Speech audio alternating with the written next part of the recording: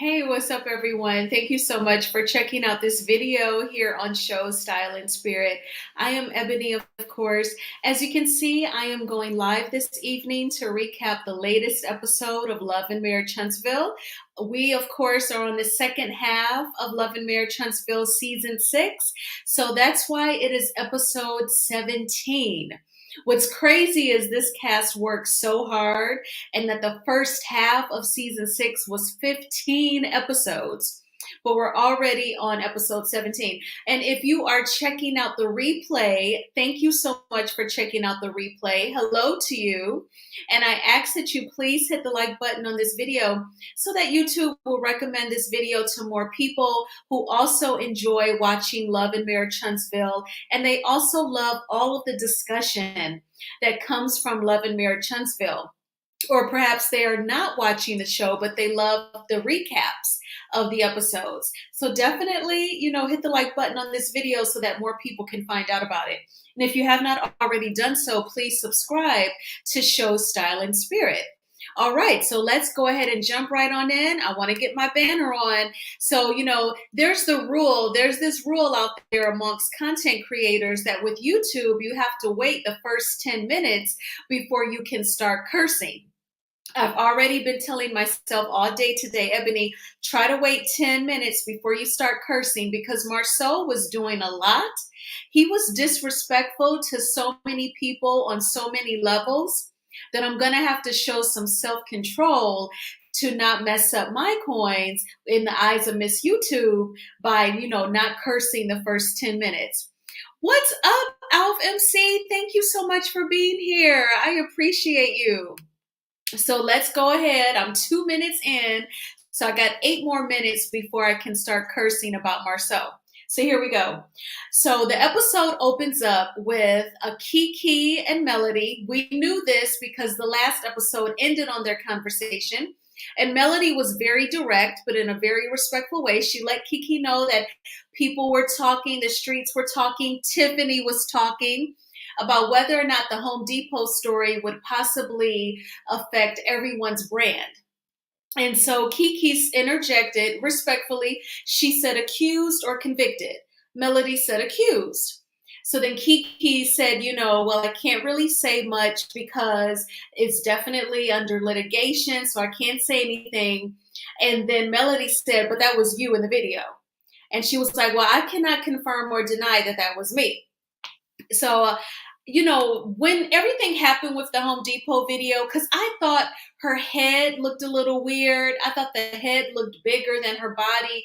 The image did look like somebody had been playing with it, on Microsoft Word or, some sort of editing. So back then I wasn't fully convinced that that was her in the image.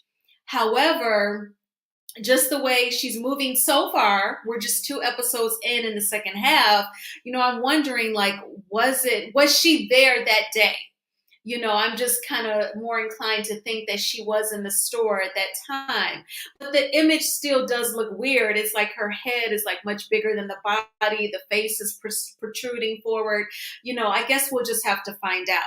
But she definitely said, it's under litigation, so she could not talk. I definitely took a ton of notes here because Marsau was getting on my nerves. So I wanted to make sure that I did not forget anything. Now, Mel was definitely objective because, Kiki said to her, at least you called me and checked on me. My own cousin Tisha was the very last person to call, and you, Melody, were the first. Melody, she don't even really see it for Tisha like that. We all know the reasons why, the dark soul comment, and, you want to feel like Melody's coming for your marriage because you don't want to, talk about whether or not there were some cheating issues. But Melody, she is still confident and mature enough to be objective, even when it's about Tisha. So she said to Kiki, we'll give Tisha some grace. You two are still building and rebuilding, your relationship, and have you ever called Tisha to check on her when people were saying things about her and Marsau and Wanda? She said, oh no, I'm not comfortable calling Tisha about Marsau ever. And Melody said, well, there you go. So she really helped Kiki to see perhaps, Tisha doesn't feel comfortable talking to you about things that, may not be as favorable. So I respect a Melody being objective towards Tisha, although Tisha may not always give her that grace. Thank you so much for being here, Yvette. Yvette says, everyone, please get your exam and check on your body. Please, and make sure the men in your family get their prostate exams. Okay. Yes. All right. For me personally, the person in the Home Depot security video picture just didn't look exactly like Kiki, again, to me. It definitely looked extremely edited. It was just like a weird image. And we've all seen surveillance photos and images when we watch news reports. And I just thought that one looked a little weird. It is so fake. Everyone knows that was not Kiki, and she's suing, so I don't believe that that is her. Okay. Mel really did give Kiki good, fair advice when it came to Tisha reaching out to Kiki during the alleged stealing situation. I agree. Definitely. She was definitely objective. So, y'all, I got 4 more minutes before I can start cursing about Marsau. So I guess I'm going to go ahead and jump on into the next scene. But I do want to also say that Kiki clarified in this scene. She said, I know with everyone seeing the Home Depot story, immediately they assume that I have relapsed. I have not relapsed. And she said that very confidently, but she would not confirm or deny if that was her. All right. So I'm going to go ahead and move on. I'm going to try my best not to curse. You're supposed to wait 10 minutes. All right, so Tisha and Marsau, they have a very much so scripted, very fake scene. It is at their home that they moved out of so that Marsau could do renovations there. That's why they're living in the apartment. So Tisha pulls up and Marsau is there working. And, Tisha says to Marsau, didn't you have court? And he goes, I didn't have court. I had a deposition. So she goes, oh, well, how did the deposition go? So Tisha, you obviously did not study your lines for this scene because you said court instead of deposition, and then he had to correct you. So then they said in their confessional that whenever in the construction industry you sue someone, you're going to get a counterclaim. Now, I'm not a lawyer. I did not earn my Juris Doctorate. But why would you say something, such a blanket general statement such as that, Marsau? That doesn't make any sense. You're not just going to automatically get a counterclaim just because you're filing a lawsuit and the way you added it because you're in the construction industry. One of the things I cannot stand about Marsau is that he always assumes that the viewers are stupid. He thinks that he can just tell stories and that they can be dumb stories at that. And that we're not going to analyze it, we're not going to question it, and we're not going to have the wherewithal to say, that don't sound right. But that definitely didn't sound right. But what I will say is that the producers of Love and Marriage Huntsville, they are obviously watching the blogs. They see how we all complain about the Scotts never sharing their true life stories, what's really happening with their businesses, including the not so glamorous side. So they must have said to them, they must have babied them, you all have to talk about this lawsuit. So then they just said, well, if you sue someone, you get a counterclaim. The deposition went good. And that was that. So that was their way of saying, well, we talked about it. So if they ever get interviewed or at the reunion, if Carlos ever says, the viewers say you all don't talk about what's really going on, they're going to say, well, we did in that one scene. And that was just super fake. To say your deposition is going good. Okay. So are we going to get a scene with you and the lawyer like we did with Melody and her lawyer during the custody case? I mean, the people already know. Y'all know y'all can check out Black Titanic here for Hot Tea and Trending at some point, where they are all gracefully breaking down the lawsuit. So they can't hide from us, okay? All right. My mom said you can't hide from ninjas and you can't hide from God. All right. I believe it. So then they mainly focused on this so-called monthly allowance that they give each other. I thought this was very interesting. So they glossed over their lawsuit. They talked about it very briefly. Then the rest of their script was about their allowance. And, Tisha said, what is the furniture budget? So because they had to talk about the lawsuit for 60 seconds, they wanted to try and convince us that they have, all this money coming in every month, to the point where Tisha has the 5,000 monthly budget and Marsau has a 3,500 monthly budget. And they get to spend that money however they want. And with this house that they're renovating, Tisha wants to decorate it all over and she wants to know the furniture budget.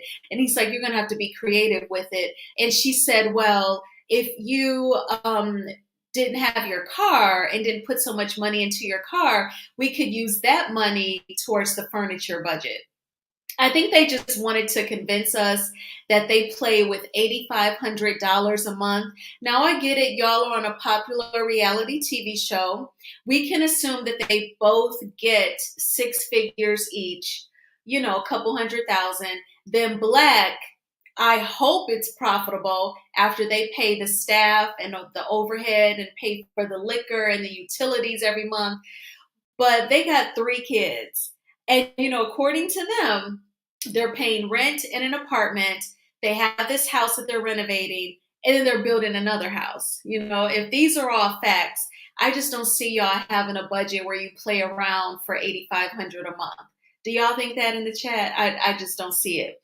But I think that they try to convince us of these things. I think that they worry about what people think of them. And that's a tough place to be in. That's like prison. You worrying about what other people think of you. But I definitely think that that's what Tisha and Marsau struggle with, 100%. But let me get back to the comments so I don't get behind. Yvette says, yes, just want everyone to be safe because, okay. All right. I'm glad you are recovering. I wish you a full recovery, Yvette. Please, Tisha, go to the court and see what is going on. No, they are going to hide. And your mom is right. That is a lie. They don't have no money for that. I know.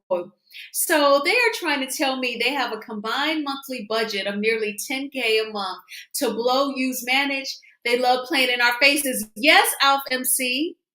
They are really trying to convince us that between the two of them, they give each other $8,500 just to play with a month.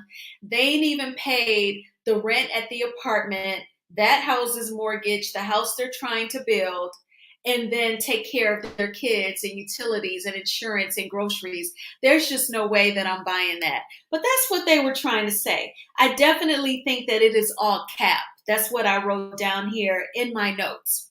So I'm at 13 minutes, so I can start cursing about Marsau because he is definitely a mess and definitely disrespectful. He thinks very little of women. And being married to Tisha, he has learned nothing about how hardworking women are and how worthy we are of respect. And, she defends him to no end, like how she was arguing with Stormy at that lunch after the expo. I'm going to circle back around to that in a moment. But yeah, tell the truth and pay attention to what they say. Absolutely, Yvette. All right, but we're going to get back to Marsau. So in this next scene, I thought this venue was very beautiful. Lux Brew. This is a venue that Tiffany picked out for her baby reveal party. So the theme was supposed to be, in this scene, the lady is explaining to Stormy, it's going to be like breakfast at Tiffany's. So the centerpieces were going to have like those baby blue boxes, like if you were to buy jewelry from Tiffany's. And then, Tiffany said, I want chicken and waffles, you know what I'm saying? And they were going to do like the baby blue arch balloons. So that was the idea. That was the vision. And it sounded like a very good vision. Now we're going to talk more about what that party was looking like when everybody arrived in a minute. But also in this scene, I liked how this venue, it had like the upstairs. And I just thought it was like a really good looking venue. Because I've always wondered, I'm like, in Huntsville, is Black the only spot where you can kick it? But this Lux Brew, I don't know if it's a place where you can go dance, but I would definitely go there like after work or on the weekends for like a dinner or something. I thought it looked very nice. But in this scene, the two of them go upstairs where they talk heart to heart. And I can tell, in my opinion, Stormy and Tiffany, they have gotten on the phone outside of the show and they said, look, it's time for us to be allies. We're going to be allies on the show. We're going to have each other's back. And every time Marsau disrespects one of us, we're going to go in. I do think that they share a common, annoyance with Marsau. And for that, I agree with these two on that. But I definitely feel like Tiffany and Stormy have had conversations on the phone outside of the show, and they have decided to be each other's allies. Now, Stormy, I don't know what has gotten into her, but I feel like on this second half so far, her conversation has been making more sense. Like she was telling Tiffany, I saw that Crime Stopper story about Kiki, and I thought that was a tough situation. And so Tiffany don't really want to give Kiki no grace, but she said, I did invite her to the event. Well, let's keep it real. This is like an all cast event for Love and Marriage Huntsville, so really production invited Kiki, not so much Tiffany, but we'll whatever, I guess we'll just play along a little bit. All right, so then she needs mental health counseling. Are you talking about, oh, Tisha? The venue Tiffany picked was gorgeous, in my opinion. Yeah, I thought it looked great. What's up, Soul Star Music Lover? Thank you so much for being here. Yes, please hit the like button and subscribe. I would appreciate that. I hope they talk about the baby because they did not. I know because, well, I assume because if it's a baby reveal, somebody has to walk in. You brought up a good point, Yvette. Because so far, she didn't walk in at the day of the event. She did not have Ace. Maybe Lou is going to bring Ace. We'll have to see. What's up, Linda? Thank you so much for being here. And let me get caught up. Alf MC says, now I want to know who found this event coordinator, and she was not professional nor apologetic for the late start and setting up for the party. Her team also moved with no urgency. Yes, thank you, Alf MC. They were just kind of like chilling. There was like no, to me, especially, I get that they were filming for a show, but this was still an event. If y'all are behind, you would think they would have been talking like, okay, you grab this, you do that, and like Tiffany was like, what can I do? And yeah, they really didn't seem to care. And the lady was like, well, there was a storm, but ma'am, you probably knew for a couple days it was going to storm. I know I work from home and I still check out the weather a few days in advance, especially once the weekend is upon us. So I just cannot believe they just dropped the ball the way that they did. Yes, who I'm talking about. Okay. That was tacky. Yes, but we going to get to it. We going to get to it. So now I want to make sure that I've talked about, so Stormy was saying this is another way that I feel like Stormy is on it when it comes to Marsau. I don't know what happened, but homegirl, it's like she fell and bumped her head or something. She has been talking normal. She said Marsau thinks he's the smartest one in the room and he's an asshole. And she is right. Stormy right about that. She right about Marsau being an asshole. And Tisha, you are literally married to an asshole. What is that like? What's up, Corey, my girl? Y'all subscribe to Lola Lane. That is Corey's channel. And hey, Brendan, hello. Thank y'all for being here. I check the weather daily. I know. And this event planner, she was just like, huh? I wouldn't have helped her either. It was fake and they just didn't care. Yeah, they did not. All right, so let me go ahead. Oh, and I wanted to make sure. So Stormy clarified that she did not have a problem with Tisha. But see, Tisha caped for Marsau. This is what I wanted to say about the lunch at the Black Expo. So Stormy is still saying that she does not have a problem with Tisha. Her problem is with Marsau, and that makes a lot of sense. That was the one who walked up on her like he was like the dope dealer or something, collecting his money. And Tisha caped for him when the ladies went to that lunch after the Black Expo. She was caping for him, saying, you were wrong in how you talk to him. So it's regardless of how Marsau talks to people, Tisha, if you defend yourself, you're wrong. That is ridiculous. So it's the caping. And it's so funny. I'm glad that Corey is here because I'm going to show them, Corey, the post that Tisha made on her Instagram. and me and you commented, and she wrote this long post about it's okay saying if you want a man to take care of you. Girl, which one of these men even got it going on like that to do that? Don't you own 85% of your company? It's not like it's 50-50 or anything. Okay, but anyway, so we're going to go ahead and move on. So then the Scotts had dinner with the Fletchers, y'all. So, asshole Marsau. He says in his confessional, it's so funny when you get asked to hang out and the people who asked you are late. Marsau, shut up. He thinks he's perfect. He thinks that he is a perfect man. Have y'all ever met a guy? He talks about everybody. He may be your coworker. He comes into work, complains about his wife, complains about how she cleaned the kitchen. It ain't never good enough. He thinks he's perfect. That is Marsau. He thinks he is a perfect human being. And Tisha doesn't know how to even deal with that. She can't even deal with that. There's nothing she can do with him. He really thinks that he's perfect, like he ain't never been late. That's normal. Just shut your mouth. He uses her for allegedly, in any vet's opinion. Yes, indeed. I want to see if Marsau and Tisha have that same energy when Zen Gardens gets through with them. Oh goodness, because that's a lot of money. Yeah. So let me get to my notes because I don't want to miss a thing, y'all. This was a loaded scene right here. So the Fletchers, first of all, the Fletchers are so cool. They vibe is just, they cool. They chilling. I can tell, like back in the day, the house parties with the beads in the doorway. That was Chris and Nell coming through with the beads and they outfits on and they was dancing, baby, line dancing, doing the bump, whatever. Okay, they just give those vibes. And, they said, we want to get some clarification why we were not asked, to be panelists at the Black Expo. And Chris said, truth be told, we have the most work experience out of everyone in the comeback group.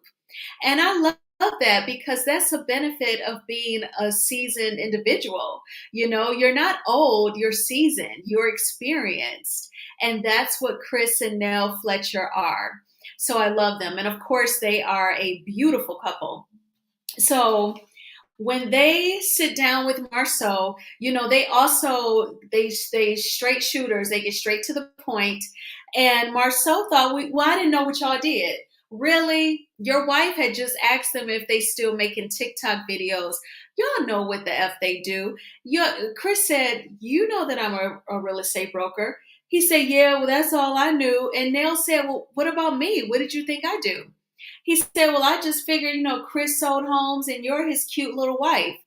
That is very sexist, very chauvinistic, very disrespectful. And Marsau, you ain't shit for saying that to Nell. How dare you say I just figured you were his pretty wife? And don't even try to be backhanded and say, what? That's a compliment. She is pretty. She is beautiful. She is, but don't just say just his pretty little wife. Now you're trying to downsize her beauty by saying that that's all there is to her. See all the bull that we have to put up with from the male species? And I don't see how Tisha married that. I really, really don't.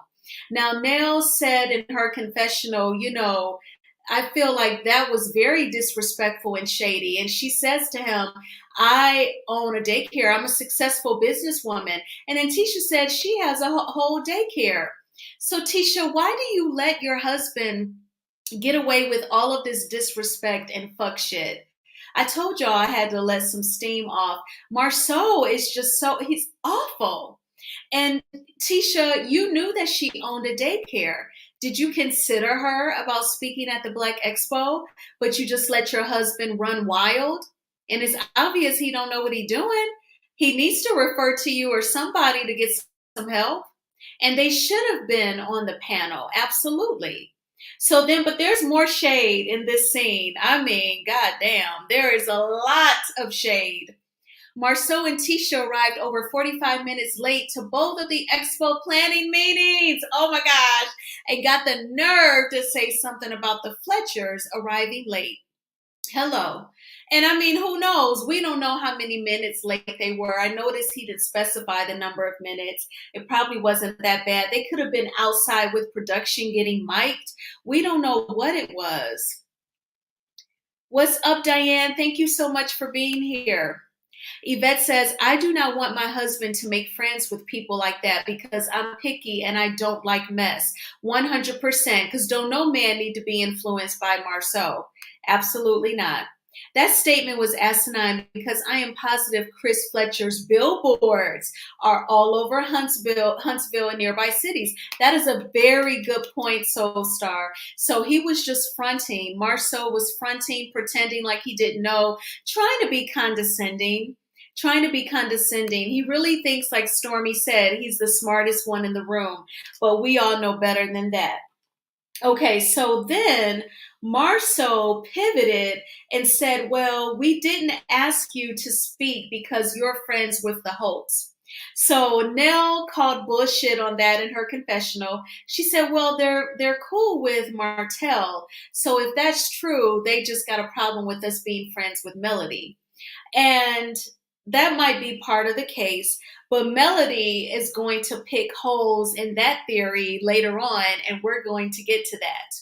So he has to, Marsau can't say, I was wrong, or I'm sorry, or, I'm sorry that I overlooked y'all. I'm sorry I absent-mindedly didn't think of y'all. I was just thinking about the core comeback group, or production just wanted us to use the comeback group. He can't be normal and human and talk like that. He has to pivot and say, well, I didn't know what you did. I thought you were just your husband's pretty little wife. Well, you're friends with the Holtz. And he's just capping. None of that is true. And Alf MC says, I bet you anything Tisha did suggest adding the Fletchers to the expo event, but Marsau shot it down with the quickness like he always does. I agree. And she can't, he doesn't hear her. He thinks very little of women. Chris was his alibi in Atlanta. Oh, Marsau, when they were all there. So they are still grudging on Mel. How lame is that? I know that's right, Soul Star, because there's some haters. And the hating is going to continue in this scene. So then Nell called bullshit on the Holtz comment and said it has to be because of Melody. And I'm so glad that the Fletchers are being truthful and they're non-biased, because she is just shooting down everything that Marsau is trying to say, both in his face as well as in her confessional. Now, so Nell said, I heard y'all don't like to pay speakers. And Marsau said, no, we hosted the event. We had it, keep it a buck, OWN paid for y'all to book that venue. OWN paid for it. The vendors had to get themselves there and set up their own booths. Y'all didn't pay for anything. But then, he said, I don't want to pay nobody that just started businesses. Whoa, whoa, whoa. That's not keeping it real, Marsau, because you know that they had to dissolve their businesses. The Holtz did. So that's why 7th Avenue skincare line is like 2 years old, but it's bringing in a lot more money. I'm not even going to comment because I don't know what Scott is doing, but Melody posts her sales, and I believe that stat is for the week. And it'll be like 88K, 95K, and I really believe that's for the week. But even if it's for the month, nearly 100,000 every month, that's $1 million business that Melody got right there. You wish you could get on 7th Avenue Skincare. You wish you could be her chemist and stir up that body scrub. You sure do wish you could do that, Marsau. So don't even try to front on Melody. And you don't even mention the skincare line in the scene because you know how successful it is. You bring up her God Said Go line. You're not impressed by the t-shirt business. And I bet the t-shirt business is killing it. Oh my gosh. So I just cannot believe this man. The jealousy is real. You're hating on a female's business, but it's okay because Melody got you together real good. All right. So I talked about that, the God Said Go line. I just cannot believe it. And again, I just want to emphasize that the businesses are only a few years old because the Holts got divorced. They had to dissolve Holt and Holt. She had to dissolve Embrace.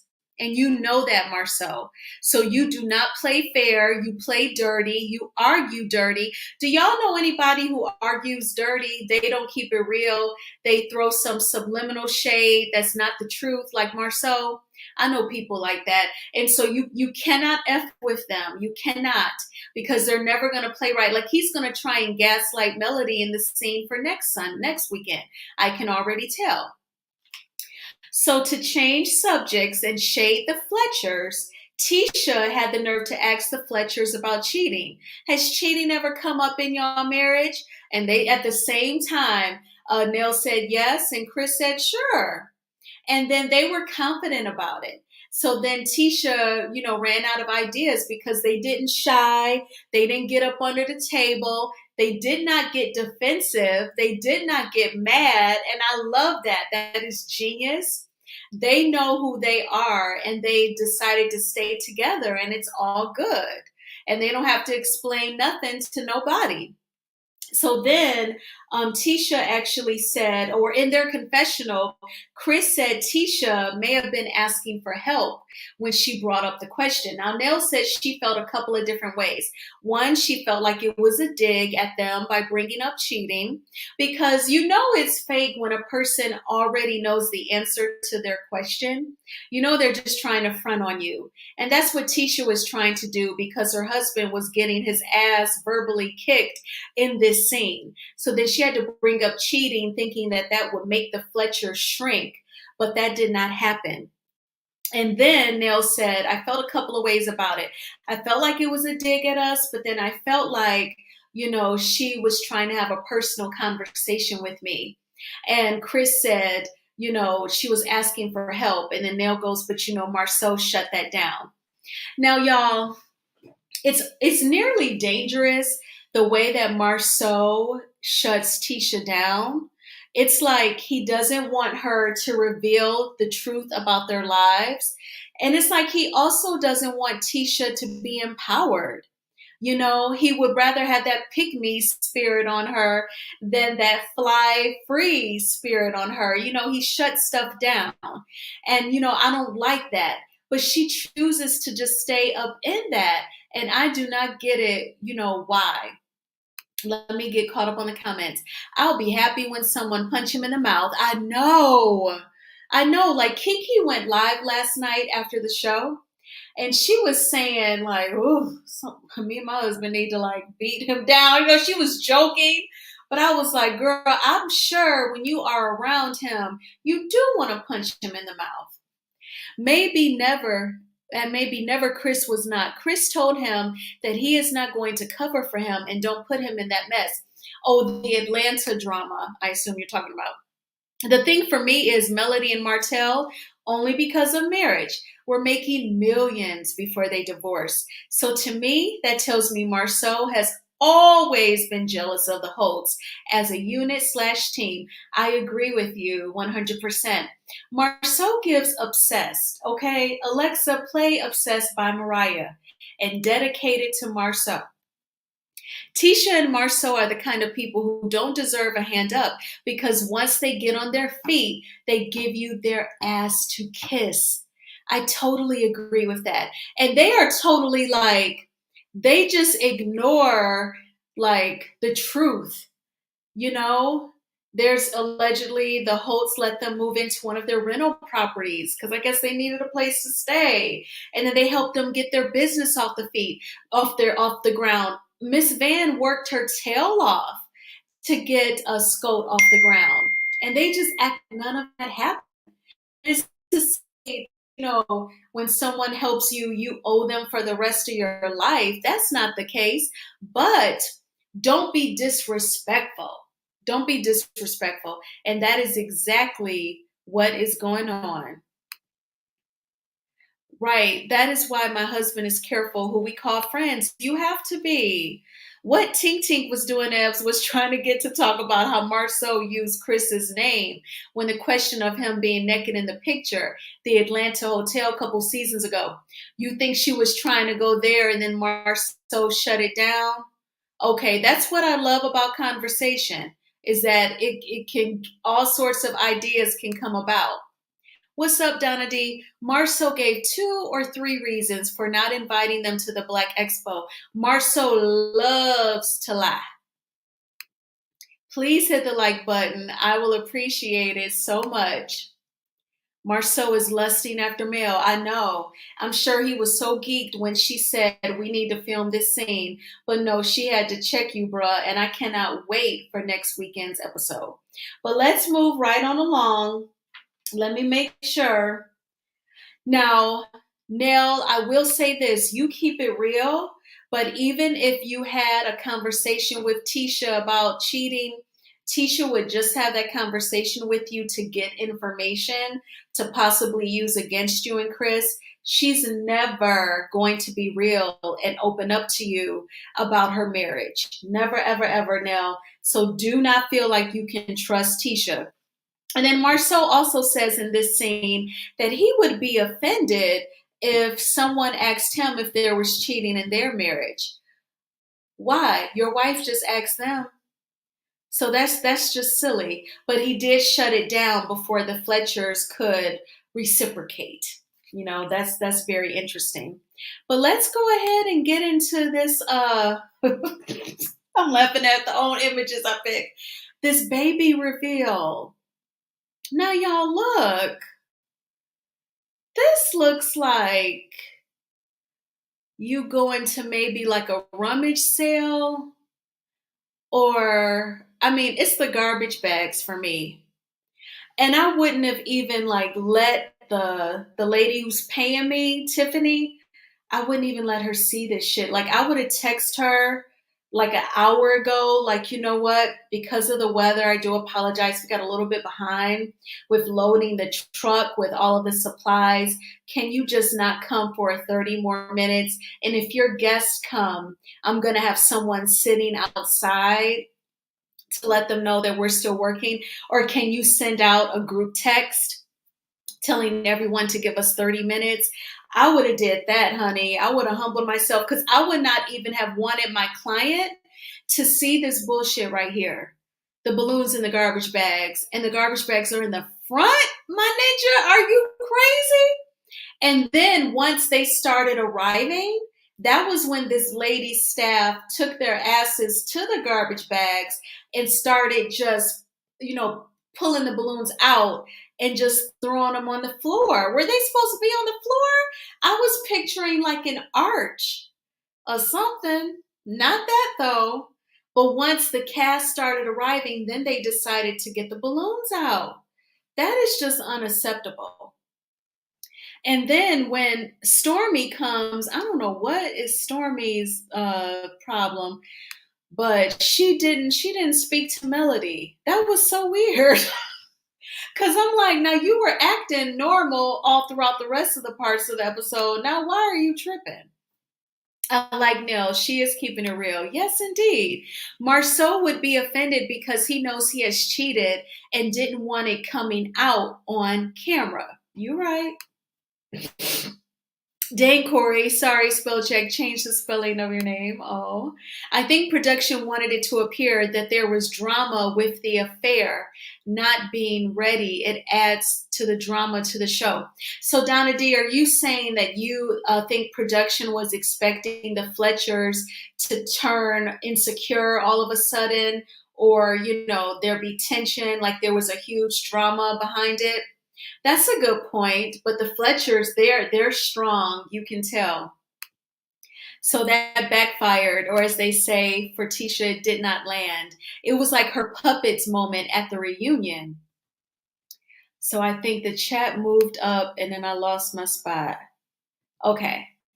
She should have just had it at her home. I know.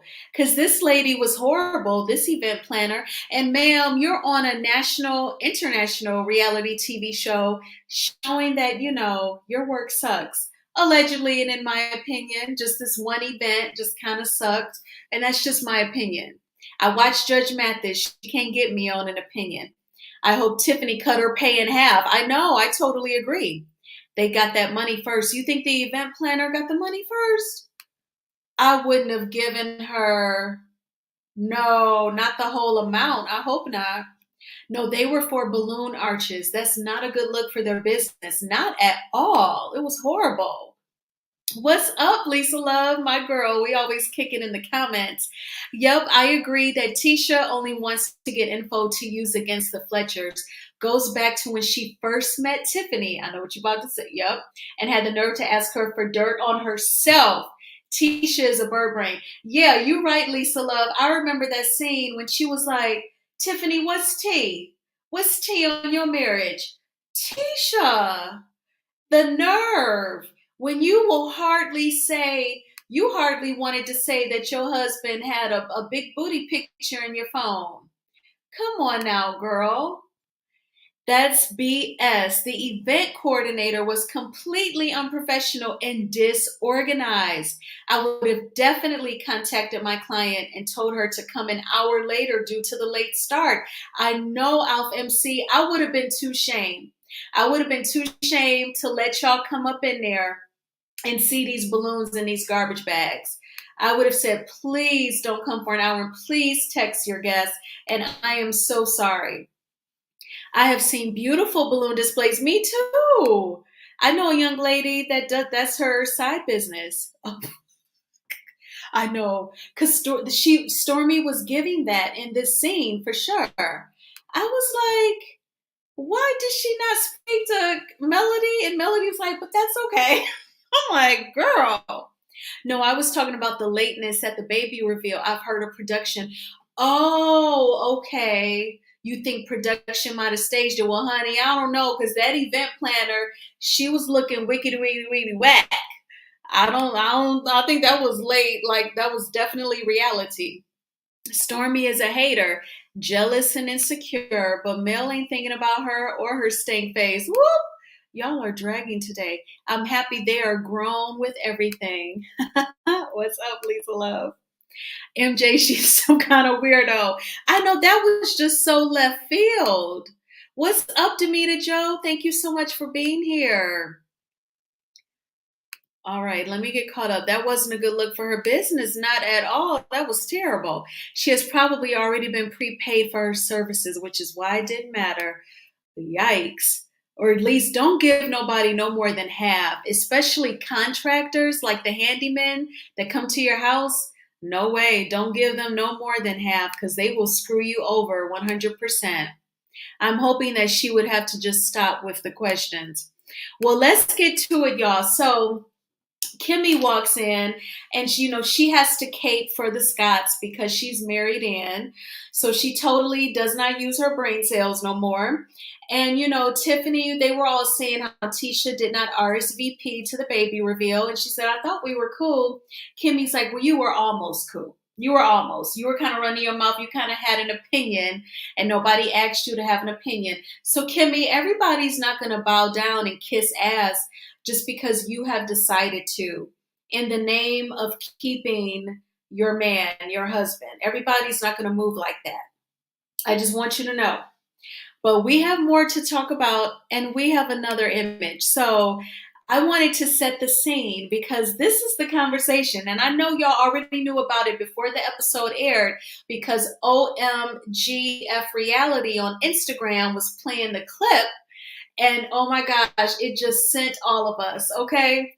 So Nell even says to Melody, because she said, I had dinner with the Scotts. And Melody was like, oh, how was it? She was like, well, it was good, but I don't know if it's going to stay that way after, I spill this tea. And Melody's like, what?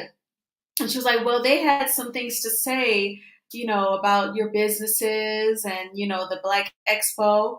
And Melody was like, why would they be talking about me? I wasn't there. And she says how Marsau was talking about Melody's t-shirt business and trying to poke fun, saying that, they weren't really experienced because her businesses are so young in age. And Melody is like, well, if he wants to judge me, I could judge him and say, how could he call himself a businessman?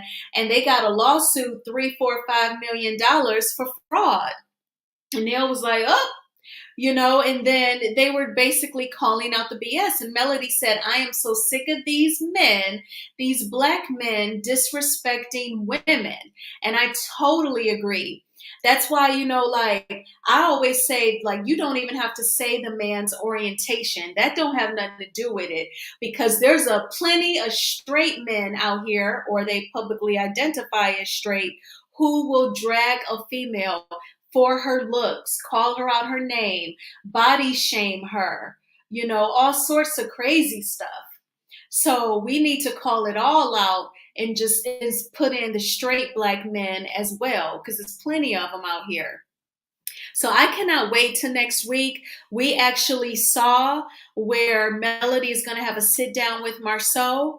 And she says, I do got the t-shirt business, but I got a lot of other stuff going on too. And she knows, and she could really drag them. She could say, I know I'm bringing in more money than you. I'm sure the Sugar Mama line is bringing in more money. But she still is being very, very gracious. And she says, in this scene, I put multiple checks in their pockets. You just say thank you. And she and Chris said in the confessional, Black sells t-shirts. And they were like neon pink and neon green. I'm like, who's gonna buy them? My goodness. Are we gonna have some LA Gear gym shoes to go with those neon t-shirts? My goodness. Kimmy has always been a bone collector. I know, but not even a good one. Like the premium bone collector is Sheree from Love and Marriage Huntsville, from Real Housewives of Atlanta. And she's even slacking on her pimping. She ain't really collected a bone good since season 9. Yeah, so I want to show y'all real quick, and I'm going to drop the link too in case anybody wants to come up. So let me go to Tisha's IG page. I had it on Melody. Oh, and y'all let me know. Y'all probably saw the very beginning of Melody's IG live today. I just watched it before I went live. She was explaining how the Simone lady from Ready to Love got her panties in a bunch because she approached Melody's production company, Tilted Crowns, with no budget for a reality TV show. And then Melody's Tilted Crowns company rejected her idea because there was no budget attached to it. There was no money. Simone, how are you supposed to pay Tilted Crowns if there's no money? And Melody says she wanted us to cast, and we don't cast. We work with you when you have a budget. So she explained that, and that was that. So I want to share my screen with y'all so I can show y'all this post that Tisha made the other day, and it annoyed Corey and I. So we gave a couple of responses so y'all can see it, right? Let me see. Oh, did I? No, there I go, and here's Instagram. Okay, so here we go. So I want to show y'all. Here is Tisha's post. It's so long, y'all. I'm not reading all this bullshit, but Tisha starts off, I'm his biggest flex. Every woman wants a man to spoil and take care of her. Yes, women are rock stars who juggle countless responsibilities and conquer challenges head on. But deep down, we crave someone who loves to pamper, cherish, and stand by our side. Someone who goes the extra mile to make us feel like we're on cloud 9. And oh my gosh, it is so long. It's paragraphs upon paragraphs. Then she says, ladies, don't be shy about your desire to be spoiled and taken care of.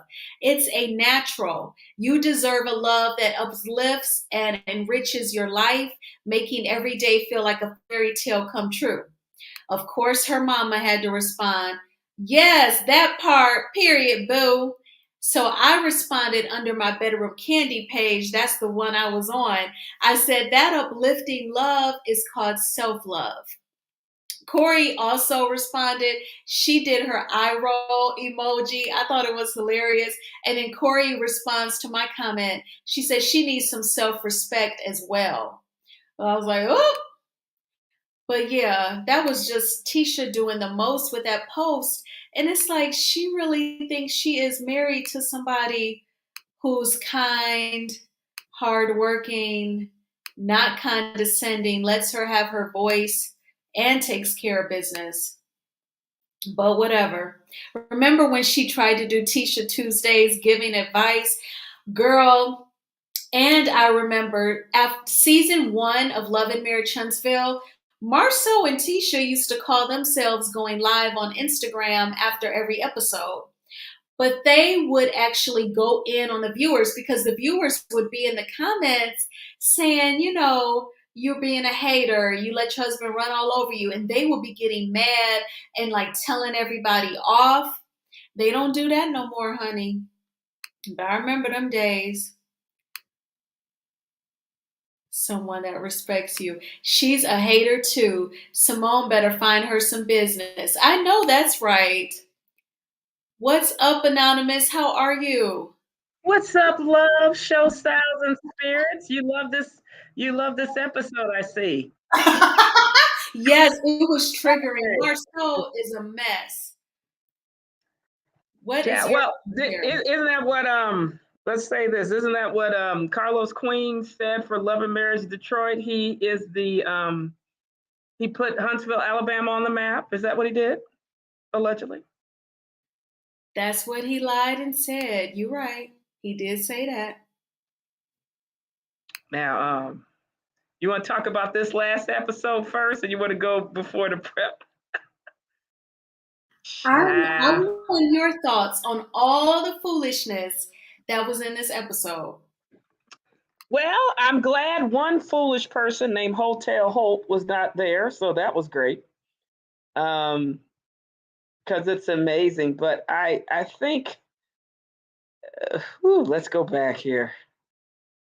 The first scene with Melody and Kiki, child. Everybody don't need to be on TV. That's all I got to say. Everybody does not need to be famous.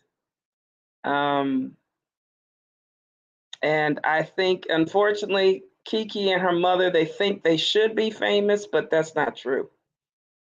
Your sobriety, your mental health is important. It is important.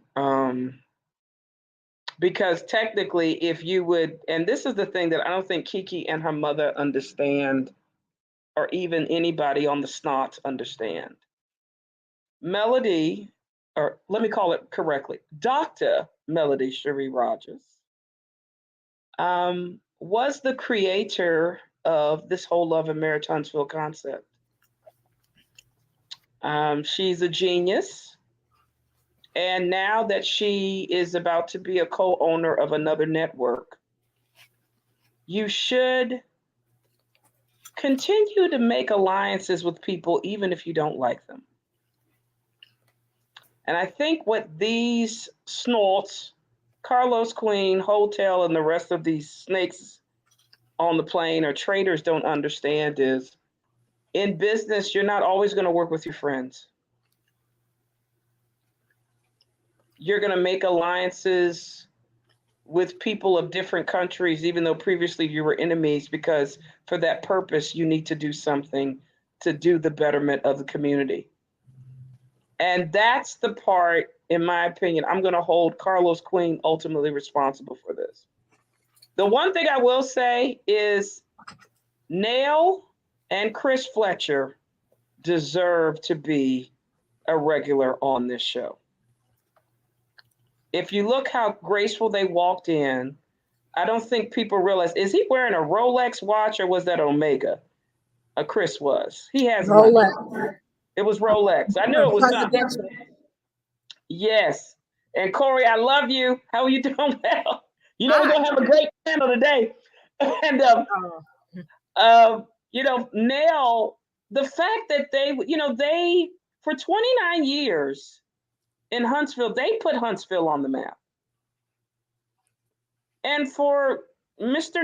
Narcopath, legs, hips, and breasts, who needs girdles, teeth, you name it, to completely try to diminish them on national TV to make himself look elevated. He did that on purpose. And I would never do business with this man ever again. That's why he has that $5.5 million fraud litigation happening against him. Probably going to get also charged with making perjury statements during his deposition, in my opinion.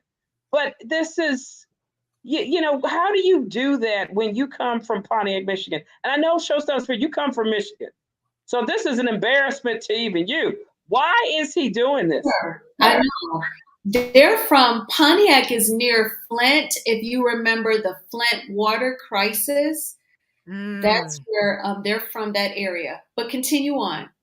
So in essence, that's why he has lack of brain cells. It was the water in Flint that came from it. Is that what you told me? He need to go with that. I think you just. I think that would help him and bum on couch.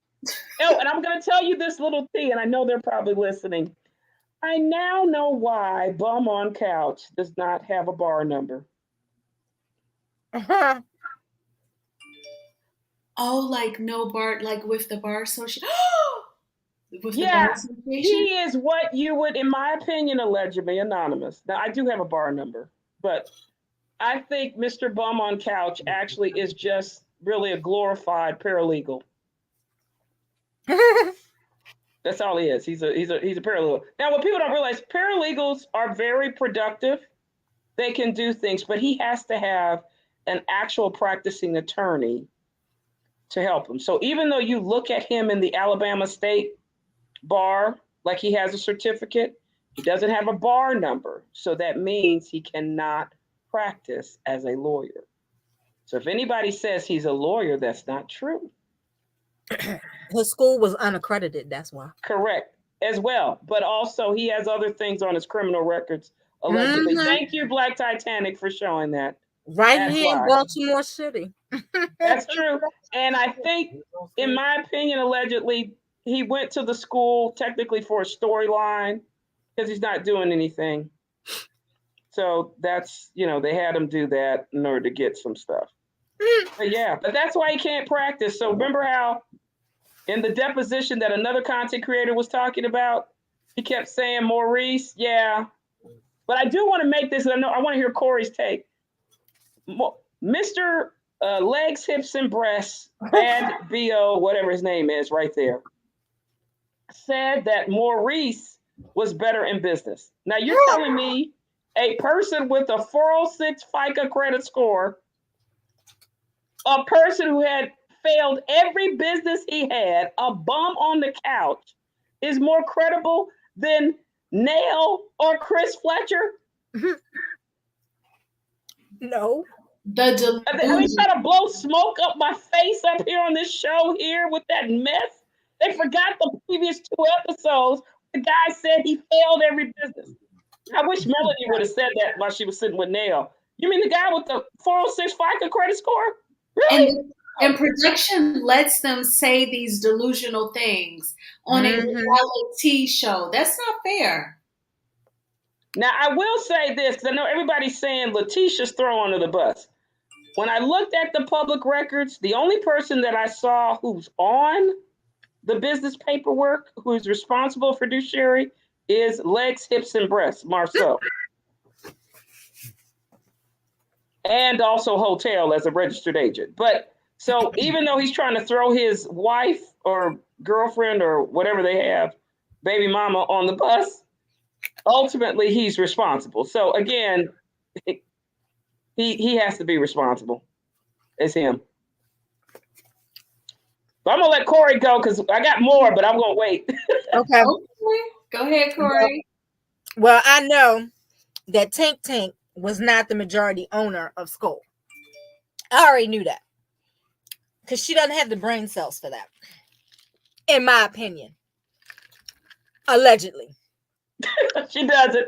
And that this was something to give her some cachet so she could compete with Melody in a single black female kind of way.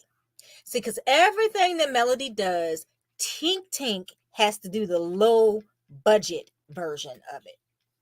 Always.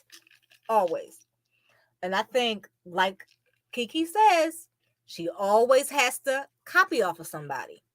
She was placing her labels allegedly over Stormy's products last season, last half of the season, and passing them off as her girls' products.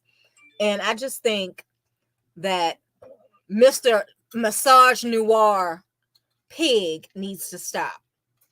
You know, I know he relishes every time we call him a misogynistic, psychopathic pig, but it is what it is. That's him more as a dog. He wouldn't be my man, I can tell you that.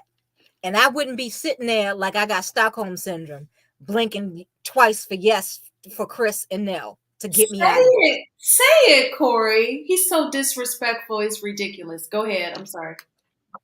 No, you're fine.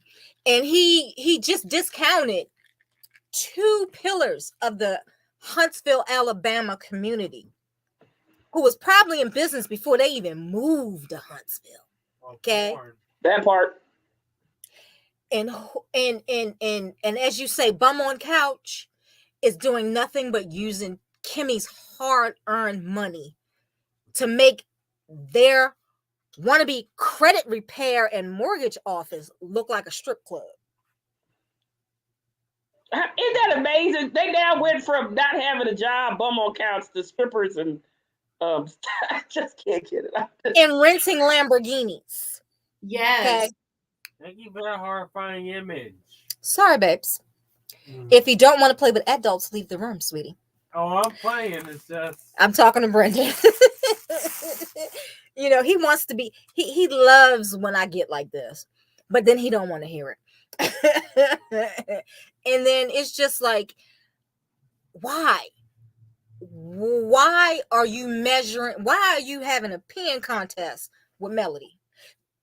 Because she can wipe you off the board. Pretty much. She can wipe him off the board. Why would he do something like that when she know all the secrets? She know where all the bodies are buried. True. Okay. You think it's a storyline, Corey? Huh? You think it's a storyline? Who, for him going after Melody? Yeah, because if we went, we would have to talk about his the business, the show. Yeah, I don't think it's a storyline. I think it's just him. I think he's been this way because what he really wanted Melody and couldn't get Melody in college, right? Who the hell would marry a hermaphrodite like that? Oh, God. He got stuck with Tink Tink because allegedly, and in my own opinion, and what I heard on the streets, was she trapped him. Well, he's the one that wanted to have sex relations with a fish holder of pH balance. I mean, I wouldn't. She was pregnant when they got married. Like, she was pregnant. So that would make sense, Corey. Like, she's showing. Yeah, but go ahead. And I just think he is so obsessed with this woman because she is more man than he is. In a sense that she can bring home the bacon fried up in a pan. She can take care of her children. And if she and Hotel were on good terms, she could take care of him too. So he can show his kids that he's not a bum. He's a dog. But that's neither here nor there because he the one messed up. Marsau is the one that messed up. He married the wrong one. Or he didn't have enough brain cells. I don't even think he finished college. Come to think of it, can't nobody find him nowhere in the history of that college. Marsau. You think it was an online college? That's all I'm thinking. I'm thinking Marsau didn't complete college. I think he dropped out because there's no way in heck at age 27, 20, 25 or whatever, how old he is, that Melody had to scoop you up out of a movie theater, vacuuming up popcorn, and let you live in an investment property until you got on your feet. If you finish college, I agree, and especially in the real estate development part of it, he could have worked on a construction crew until he saved his little pennies. Yeah, but I'm thinking his problem is because he's such a narcopath, in my opinion, allegedly. He always tries his, or at least from what I heard, allegedly, is that he'll try to sleep with his coworkers. And that's how he loses jobs. He always loses his job. Because allegedly he's been even with the staff on Love and Marriage Huntsville that ain't his wife, allegedly. So he thinks that he's a man because if he messes with somebody that's his coworker, it's what he does. He got a fetish. I don't get it. He got a lot of stuff, allegedly, and in my opinion, and what I had heard, that him and his brother and their little college buddies and hotel, they get it on, they get it down, they get down and dirty up in Huntsville, Alabama, and everybody knows. With each other or with other people? Let's say in a Caligula kind of way. Yeah. Allegedly, and in my opinion. Come at me, Marsau. I'm waiting for you. You come for me, and you will limp back. I never thought he was a college grad. He don't give that. And he never, because to me, he loves to be condescending. He would love to say, I graduated from this school. And where did you go to school? He would wear all the gear. He would have production filming him at the university. Like, I don't think he graduated from nowhere. I don't think so either. No one can find him a picture of him in the yearbook or nothing. Jeez. Nothing. Well, I actually know from a check. I did a public check on him. He said he has paper degrees, but I'm thinking it's somewhere like obscured places. It's not like ICDC college. Yeah, it's like I said, it's something that you took online maybe a week or something, and that's how you got your degree. I'm really thinking that. Yeah. It's like one of them trade schools. Yeah, it's a trade school degree, and he just got it, and he could say he has it. But again, I just think it's all a ruse. Now, I know his brother, Bum on Couch, he don't have anything except this recent thing that's been on the show. So, I mean, okay. Do y'all think Kimmy is going to re-enter the workplace? She might have to after this show gets over and they're off. Yes, I agree. I think She's so. Gonna have to. I think she may return back to nursing. I would. But why would she put the man on her home before he got divorced, in my opinion, allegedly? Kimmy knew what she was doing. He is on her deed. Yes. He wouldn't be on mine. Public record. He would not be on mine. He would not look. be on mine. Listen, I don't care how much I love you. I'm not loaning you any money. I don't care how much I love you. I'm not paying for anything. Point blank, the period. My mama told me, you stack yours, you spend his. Because you never know what's going to happen.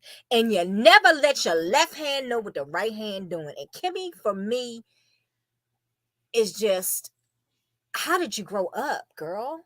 I heard she was a side chick. Well, see, I ain't gonna be in no position where a man can put me out the house. I don't think so. If that was her house, you put him on a deed. If y'all divorced, you gotta sell and split it for him. Wish I would. There's no way. I heard she was a side chick. Her first child was allegedly a side chick baby. Oof. Oh, okay. Oh, wow. So she used to that. Yeah, that's what I said. So she's used to, I take your man. And so tell me. Allegedly. You're so silly. I want to ask y'all opinion about this scene. So obviously production said to these two clowns, okay, y'all gonna have to say something about the lawsuit. And you can tell they wrote up their lines, they script for her to say, how was court? And he had to correct her and say, no, I had a deposition. And then they glossed it. Then they glossed over that and went into their fake budget where they get allowances. What did y'all think of this fake scene? What cinched it for me was, can we rent our own furniture? I'm like, wait a minute. That shows you ghetto, low class budget, low vibrational chick. Aren't you supposed to be a multi-millionaire? Don't you have a multi-million-dollar business? according to Maurice the other day, and I also inserted the eye roll emoji, the Scott Legacy and Scolt, and he rolled by and there were Scolt trucks probably on the property that's in question in the court hearings. Question. And I'm just like, really? Really? Come on. Can we stop with the fake building legacy? We're building generational wealth bullcrap. Can we stop? I mean, really, it's starting to get old. Starting to get bored. I'm just waiting for Mel to say, God said go. I mean, I'm ready for her to own the shows and get rid of Carlos and the rest of these snots and everybody else, in my opinion. Exactly. You know, she can own this. Because if you look at it, you can tell she's getting her strength from us millimeters and critical thinkers. Because this last episode, she's like, man, I'm sick and tired of you thinking that a dumb, illiterate man needs to be elevated over a very successful woman. I don't get it. That makes no sense. Exactly. I think they learned this from their dad, and their mom put up with this for decades until she got tired and got divorced, right? I think that every last Scott man is, in my opinion and allegedly, no good. They are no good, honey. And this is how they think. Even the troll that lives in the basement. This is how they think. This has been inbred into them and just shoved and even Carlos King thinks this way. That's it. So does Hotel. That something about them. Hotel's problem is a little different. He was a quote unquote athlete, and what people do to athletes, especially if you kind of look halfway nice, they allow you not to take accountability for anything. They make your life easier, so all you have to do is concentrate on your sport. They'll do your homework for you. The teachers will pass you. This happened in college, and he claims he didn't meet the NFL scout because something was wrong with his grandmother. No, that wasn't it. The scout probably saw him and said, "Nah, we'll pass." Honey, probably asked him to do ABC, and he couldn't do that. He called it DFG, and she said, "Forget it, I quit. You got to do something." Exactly. And his mama has enabled him his entire life. Pretty much. True. And let's say this. Let's be honest. We're gonna get deep, Corey. Okay. If you look at his mother, Hotel acts just like her. Of course he does. She's delusional as well. Yeah, Melody took care of her so she wouldn't have to work. Yep. That's what he expects when he was yelling at her at the thing where she threw the thing at him. You're supposed to take care of me. That's what they think. They think they're God and everybody's supposed to take care of them. And I'm like, you can't read. You can't write. Heck, you can't even wash your behind. Why should I take care of you? What makes you so important as a person that because you have a slug or you just walk in a room, you should be created like a god or a goddess? I don't get it. He saw the potential in Melody in college, and he was like, let me hitch my wagon to hers. She's going to make me successful. All I have to do is stay pretty. But the thing about it is, he couldn't keep it in his pants. If he could have kept it in his pants, that would have been okay. But then again, he thought she would be so lucky to have me. She would put up with me for years. And my son's father thought that same way. And you know what happens? I up and left. Yeah. Yeah, because you'll get tired, Corey. You know what I mean? Exactly. And there's no dipping back. Once you leave, your dipstick don't get dipped after that. That's it. Honey, I keep telling people, if you want a woman like a Melody Cherie, or even Corey, or Anonymous, or even Show Styles and Spirits to stay, the first thing you need to do is have reading, writing, arithmetic skills, fundamentals. Okay, that's the first thing. The second thing, when somebody, even if you make a indiscretion, you do a cost benefit analysis and you figure out, should I be with colonoscopy or should I have food, a place to stay, and maybe a place to go? Because usually you stop. I would stop if I'm this illiterate. Then I don't have nowhere to go. I would stop. You know, most people would do that. They with common sense, but you can tell they think they're God or they have a godlike approach. They all do. And Marsau, he is so smug and condescending. It is annoying. I don't see how people F with him. I wouldn't even be able to sit. I'd be like, I can't film no scenes with this man. Honestly, y'all don't like Love and Hip Hop. Well, I can't film with him. I don't know how anybody has relations with him. I think they have to. It has to be completely pitch black, and you don't see anything. I'm just like, no. When I saw his body and that girdle and stuff, and then they actually had a picture of him with droopy boobs. Oh. That was out there, and he thought he was doing something. It looked like a double D. I was like, what is this? And he probably talks to Tisha about her body and says how it's not perfect. When look he at shares girdles. Oh God, they share girdles. That's why they're going to be forever. They share girdles, I believe. But she puts up. I cannot believe the BS that she puts up with from that man. It's astounding to me. Well, I can. Let's be honest here. Since they were sitting, you want to show the picture where they were sitting with the educated Nell and Chris. Yeah. Yeah, go back to that picture. I just want to rag a little bit. Corey, you let me rag a little? Sure, go ahead. Miss Marish equals marriage. Miss Real equals retail. Miss Expo equals expo. And realty equals reality, whatever the heck it is. Child, when you come from Kung Fu Panda, who probably only has a 3rd grade education, and when you decided to make your puppets be the highlight of the reunion, last 3rd reunion where you came out, and that's who you can talk to, I knew then and there this woman couldn't do a dang thing at all. It's dumb, dumber, dumbest. Okay. And Marsau is dumb too. So it's like 2 dumbs make a right. That's what they want us to know with the kids. I mean, these dummies are just dumb. I mean, they're dumb, but they're so cocky with their dumbness because Carlos Queen likes them being dumb and wants to elevate them on the show. Because I know, for a fact, Nell and Chris probably said something smart back to them, but look how it was edited out so you couldn't hear it. Apparently.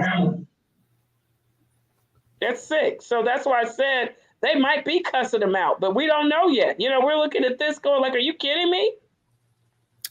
Yeah, well, according to Melody's friend, her real good Judy, I think she lives in Atlanta or something. She had came on a live and was like, at the renaming, I think she alluded to the Fletchers getting jiggy with somebody on the cast, and she was like, this was a wonderful affair. And she just said they've been married for a long time. And those are the only 2 on the cast that's been married for a really, really long time, you know. And it's just like somebody can push their buttons and they got tired of it. Correct. And I wish it hadn't happened at that solemn ceremony that meant so much to Mel. And it probably stemmed. I don't know if the naming ceremony is before they have their cast trip or not, or before Hotel goes to talk to Nell about Mel's wannabe cheating on him. Well, I heard from the streets that Hotel was the one that caused the chaos even at her name changing ceremony. Oh. So that might be why the Fletchers were upset too. You get what I mean? And it doesn't shock me one bit. I have a question, y'all. So the name changing ceremony was an all cast event. I thought it was invite only. It was invite, but He A must have crashed hotel is a criminal, allegedly, in my opinion. So he in a crash. crashed it.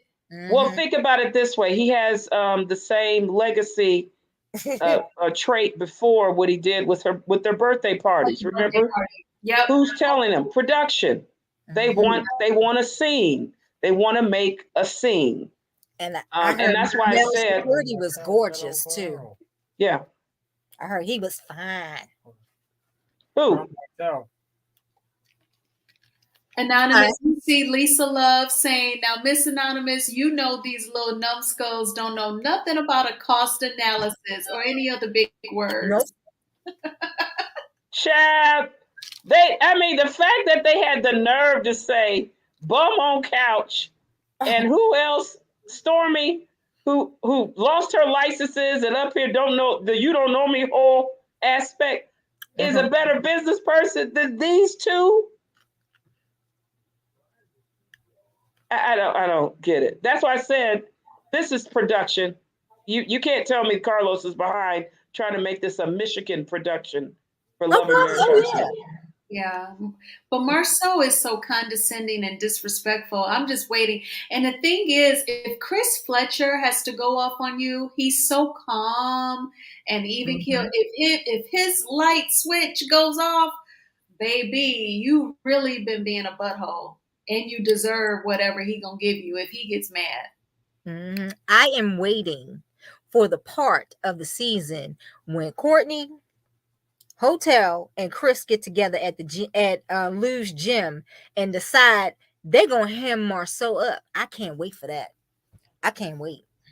You think they go? You think Carlos will even let that happen?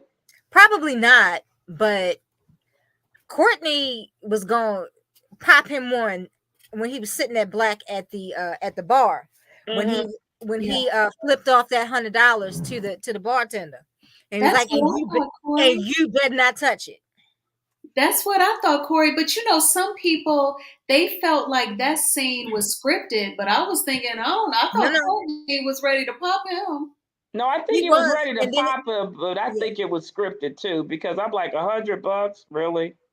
And then look what Hotel said to Chris Fletcher the last time. Give me a discount for $100. I think they were looking for like gas money or grocery money. That's what I was thinking. But I want to show one thing. You see the scene where the LaFisha and legs, hips, and breasts were in the room. Jesus. Okay. Show, right? $17 million. Where are the workers? Exactly. Why is he doing it by himself? Yeah. Off hours. He could have been had this done. He just don't have the money. Just like Hope Manor has come to a standstill. Why? Because he don't know how to pick the land and it's unusable. Dummy. And allegedly, in my opinion. The drilling company that's drilling for their newly built home has placed a lien on the property, but you and Tisha got $8,500 in monthly allowances. Who do y'all think y'all fooling? She said he gets $3,500, she gets $5,000 a month just to spend how they want. Stop the cap, and y'all got all these liens and stuff. But you're doing a rent to own for furniture like you up here, on Section 8 housing. That's what I'm going like, you sure you ain't no Section 6, Section 8? Jesus. I just, but this is the thing. This is, Corey, it is the phrase black fraudulence. This is not black excellence. What happened? Well, I knew they weren't. When I first saw them, I knew they weren't on the up and up. We all look when I saw Kung Fu Panda, I knew they were not in the up and up. I said, "Oh my!" Well, and that woman has a casket as a grill in the back of her house. I was through. I was like, she's up here doing rituals. Casket? Yeah, it's a casket. Yeah, I can't judge by people's parents because we can't help who our parents are. But I've had an upbringing where I've been around power players, hustlers most of my life, politicians, all of that.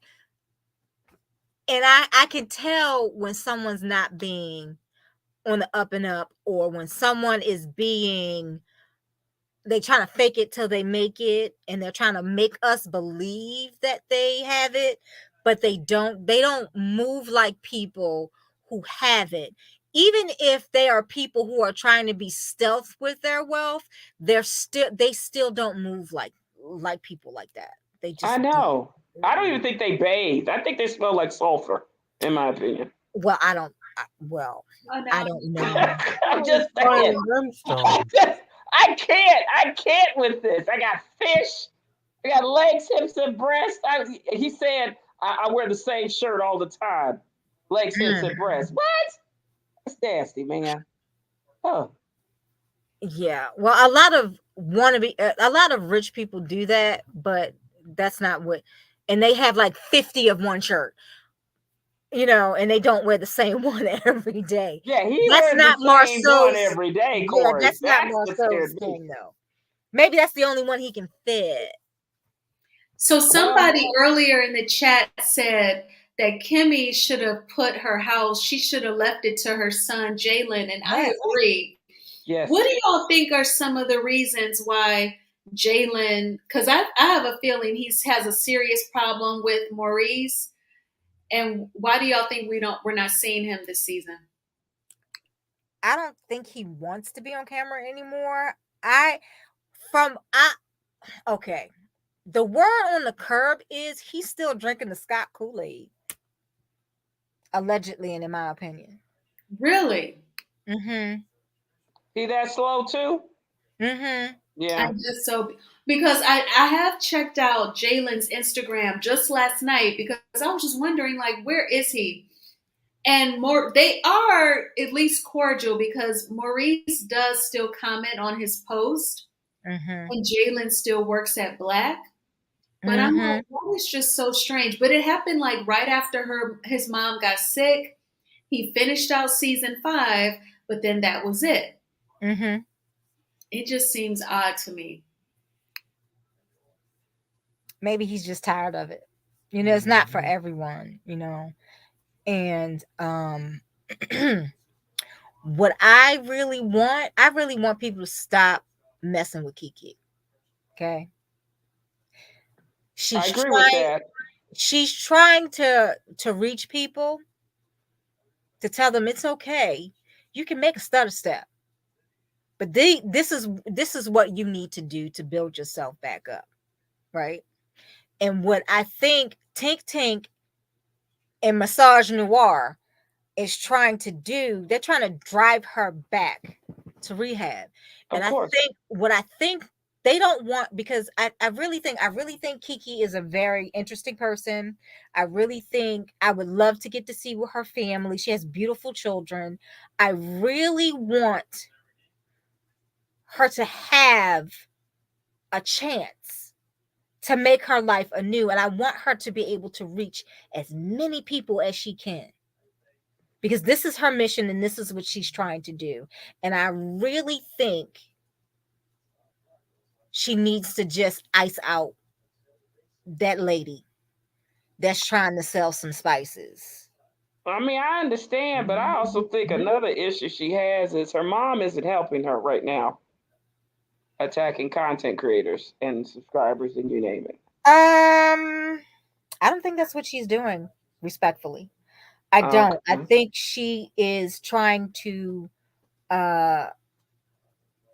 clean her name, because that lady trying to sell spices, cooking in a casket, is trying to drag her through the mud. Okay. That's true. And I remember the Roe v. Wade comment. Mm-hmm. I agree with that. Mm-hmm. And she's trying to help her daughter keep all of her appointments together. She's kind of like an assistant, and I really think that all of this mess that's going on behind the scenes is asinine, and grown women should be grown women and not high school students all over again. I think this should not play out the way it's playing out, and I think people should just stop picking with other content creators. There's enough money out there for all of us, and I think that mature women women in their 40s and 50s should act like mature women in their 40s and 50s. I agree. Not like 16-year-olds. I Okay? think That's the thing. it's a bigger plan. Ever since Maurice did that blogger awards, it has been hell. Ever since Maurice did that, I think that they tell Wanda some highlights that she needs to say on her YouTube lives. Like Wanda tries to gaslight us content creators. She tries to say, oh, I kind of like this one. Now I like this one. And she'll say names. And why did you do that? You shouldn't have did that. You shouldn't have said that. And I do think that she has family members that are telling her how to play everyone. And I think that it's a part of their huge plan. Ever since he did those blogger awards, they have been totally trying to dismantle the millimeters.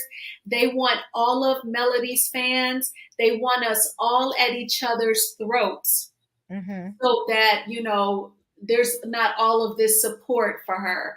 There's not all of the support for her businesses and buying her products and you know, people advocating for her. I think they're really trying to distract us, and they're going through, you know, the blogging venue to do it. Yeah. Well, I'll tell you this: what you guys are describing is the divide and conquer strategy by Sun Tzu. You let people attack their own, but this is what I mean. And I'm kind of glad Corey and Show Styles and Spirits, you guys are talking this up. What people don't realize, and I know they know Anonymous is an officer of the court and lawyer, right? This is the reason why, as people, we keep telling you why you need to respect free speech and even the right of the dissent to have a voice. When you try your hardest, and this is the sad thing when we're talking about narcissism, they always want to control other people's speech. It's emotional. You get what I mean? They don't respect objectivity. They don't respect diversity of thought. A person who is I would say a constitutionalist, but is a person who respects diversity, wants to hear differing views and is willing to agree to disagree. But a person who wants to be a god or an idol or only have people worship them like subjects, they're the ones that have other people pit each other and get people to get off. Because there's something about your message when that's why I was telling you the last time we talked, and I know we had you could tell there was a lot of people listening to when we talked last week, Show Styles and Spirits on the commentary, is I really do believe Melody Cherie is doing something groundbreaking with her marketing. There's something about the connection she has with Love and Marriage Huntsville is she's reaching the Black woman who is an independent critical thinker, who has money, who might be experiencing narcissism in their family, in their homes, just with coworkers, you name it, and is looking to help, as well as her mother, Vanessa, rally for her. You know, it's something about her, but she's also a good business person. You know, like I told you about the Jay Bolin sales. Jay Bolin, she's been working with them. But why is it now when she has this connection, she sells out? She's selling out because it's us. Like you said, it's the consumer, the millimeter, the critical thinker who is tired of being oppressed by the patriarch and misogynist or people who are male identified to tell them what to say, what to do, you name it. We want freedom, and we're willing to fight for that freedom. That's right. I want to comment on Corey's comment earlier when Corey, you said, you know, I feel like these people are trying to trigger Kiki back into a relapse. I've had those thoughts too. And you got to be pretty dark. You got to be pretty evil to want a person to relapse. And I think, unfortunately, some people, they try that with people all the time. Like with Melody, I think they really wanted to break down her mental health and her confidence. You know, going back to her ex-husband, you know, him trying to say, you know, nobody's going to want you with all of those kids. And then they were trying to always gang up on her. They wanted to lose it. So it's control. And rebuild. Yeah, that's awful. How could you do somebody like that? Well, that's why I say with Kiki, this is the reason why her support system, and I'm glad you showed the shirt. You see how Melody was saying push through? Mm-hmm. She's trying to tell her, look, you got to understand everybody that might be your family is not your family and wants the best for you. You know, and what I was saying is this, it's okay to have a moment to step away from the camera so that you get your mental health in check as well as whatever recovery you have. It doesn't mean you can't come back on. You just have to get it right. That's why I said get stronger for yourself. And that's the thing that I think where if you take a step back from this and get people who really mean to do well for you and not harm, like you said, Corey, you got to stay away from, you might think every family is not good for you, especially the one that says you need to be Roe v. Wade when you first get on the set. No, that's not good. I would never be hanging with somebody like that because they want my destruction.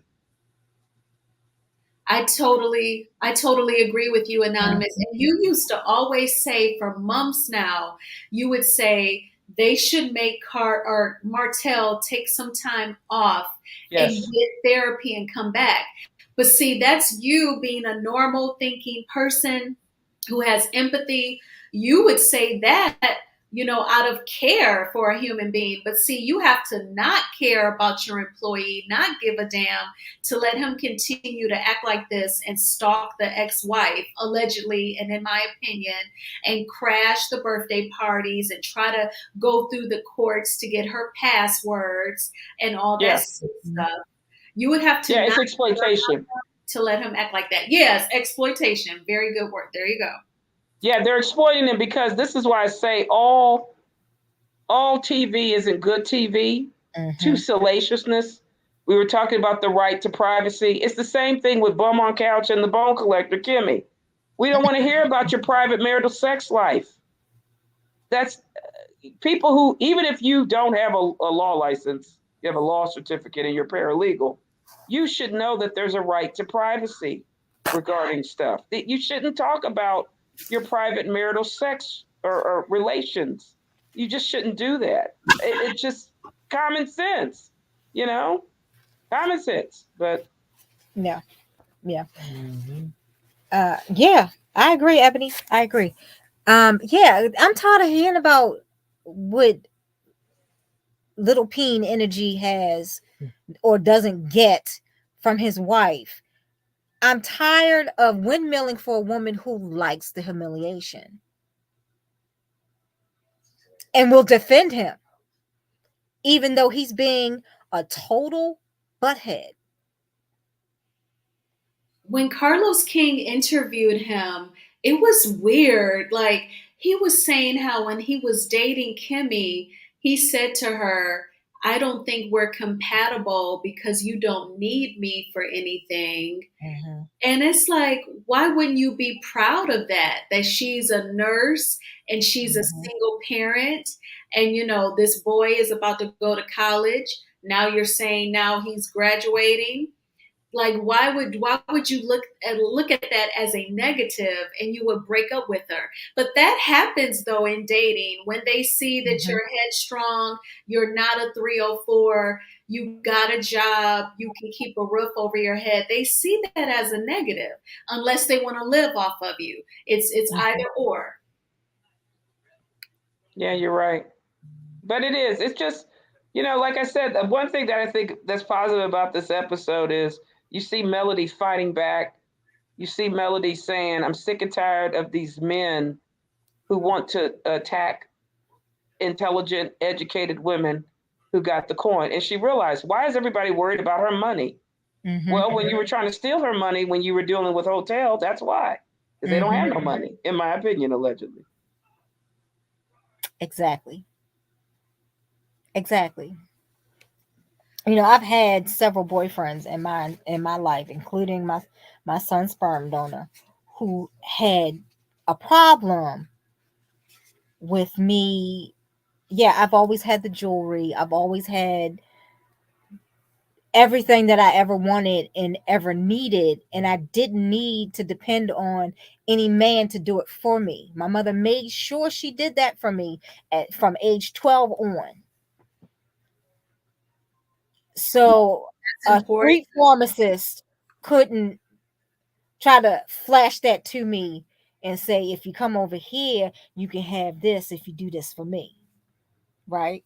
So I had my very first boyfriend who I was together with for 3 years, really made me mad because my mom had given me a diamond ring for Christmas that year. I was a freshman going into my sophomore year, and she was just so proud of me, and I had made the honor roll, and so my boyfriend was just, he was so upset that he almost put himself in debt to try to outdo her.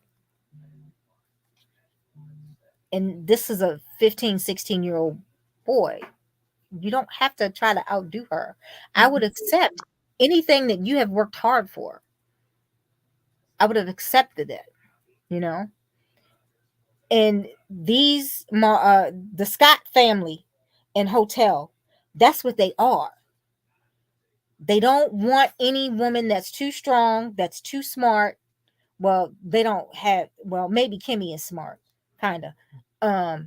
They don't have, in my opinion, in allegedly, that that's why they pick the some of the women that they are. But Kimmy is so damaged emotionally that she will accept any scraps that you give her, and she will fight hard to hold on to those scraps. That's why I stopped windmilling for her, because if you can't recognize the prize that you are, then maybe I need to stop windmilling for her. So I anything her and Tink Tink do, say, or allow those men that they're married to do to them, I don't care anymore. As long as Kimmy stays in remission, I'm fine. I'm cool. I Same. wish that for her. I agree because I'm over it too. If she can stay married to a guy like that says all that trifling stuff that he did on Carlos King's channel, I can't Mhm. even worry about it. I just want her to be healthy, and that's it. Yeah. So, yeah, people are saying in the chat that, the Scotts, they never wanted Kiki on the show. They never wanted to share the spotlight with her. And I Mhm. agree because she has said in previous lives about how she would ask Tisha questions about the show. And she was kind of acting like mum's the word. One day she Mhm. went over to their house and like a producer was there and she was just, being friendly and asking questions and they were acting like it was a problem. Why wouldn't you put her on? You got your mama on there. Mhm. Mama Ruckus. Auntie Ruckus. Look at this comment from Tennessee girl. Kimmy and Tisha have been emotionally beaten into submission. That Yes. is so true, Spot especially on. Kimmy went from speaking her mind about Tisha to all of a sudden now she agrees with everything that lady say. She used to not be like Mhm. that. Exactly. Yeah, She had it's real drunk the sad. Kool-Aid. She did a 180. She drunk the Kool-Aid, honey. Yes, what's up to everyone coming? I appreciate y'all being Bye. here. Any man that feels inferior with your success is not the right man for you. I agree. And he Correct. said that he actually told Kimmy, I don't think we're compatible because you don't meet me. What's up, Virgo Energy? Thank you so much for being here. Yes, please hit the like button. I would appreciate it. He always has been a butthole. I totally Mhm. agree. Hmm. Virgo says, has everyone noticed how all of a sudden the Scots don't know what anyone does for a living? It's all to demean and discredit everyone else and appear to be the only ones doing things. Absolutely. But I Yeah, Yep. think, smoke and mirrors. yes, Mhm. but the Fletcher is going to give them a run for the money. I hope production brings the Fletchers to the reunion. Me too. That's Yes, gonna be fire. exactly. Well, y'all, I think De Silva is going live tonight at 7. Okay. So I can let y'all do closing remarks and then we can wrap this up. This was awesome. Okay. I enjoyed myself. You want to go first, Corey? You want me to go? Sure, I can go. I listen. I'm here for Petty Mel. I'm here for inspirational, uplifting Mel, but I'm here for Petty Mel when she put them in their place, because this time they need to be put in their place. And I'm here for this, but I know she's not messy all the time. But I love it when there's always good for just a little teeny tiny bit of mess, just a little teeny tiny bit. And this is the year of reveals, and she's revealing, you not gonna play with me in my face no more.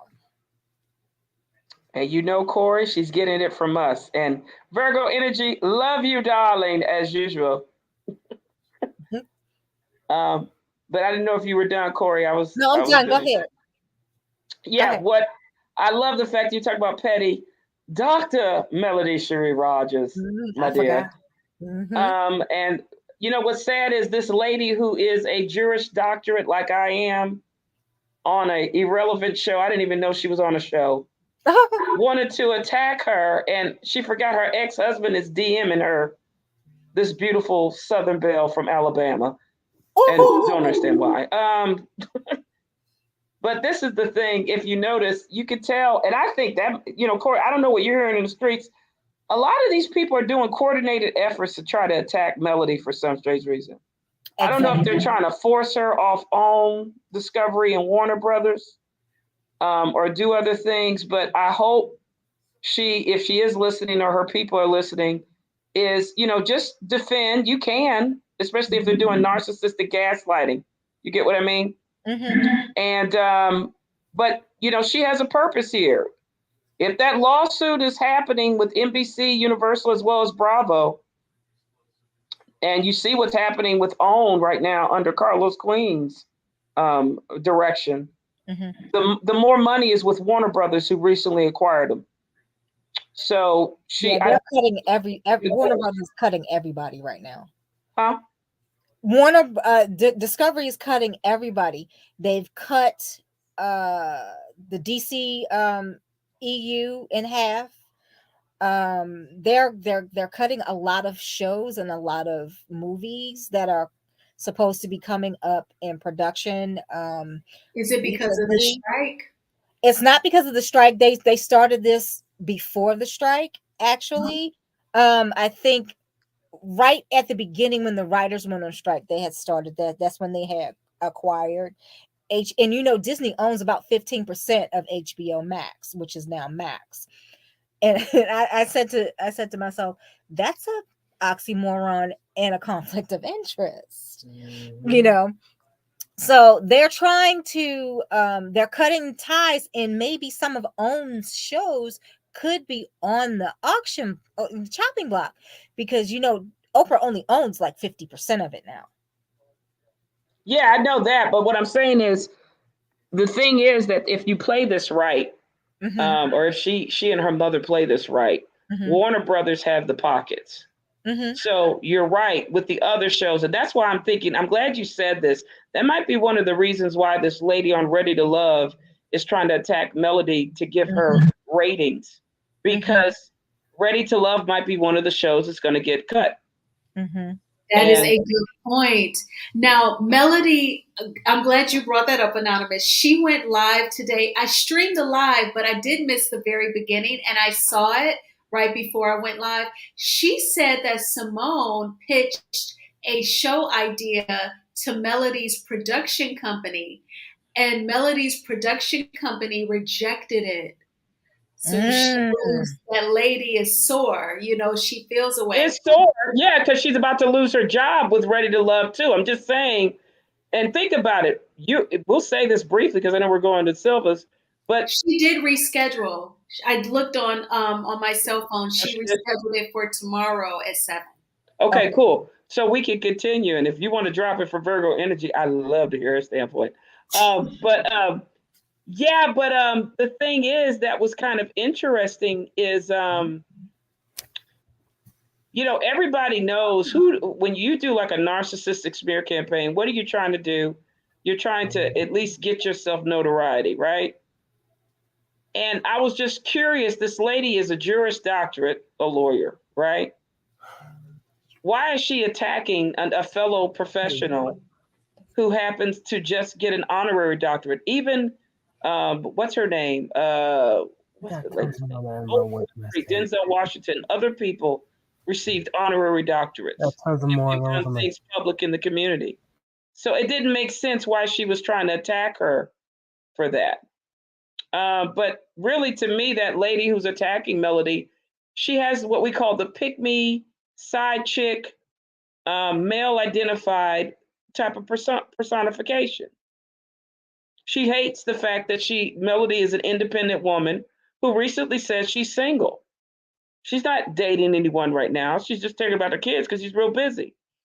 And for people who are male identified who need a man, that's what they want. That's all they think about in order for them to have value. It's really crazy to me. Yes, I'm going to play the clip of Melody's live. I am going to her page. I was on Tisha's page.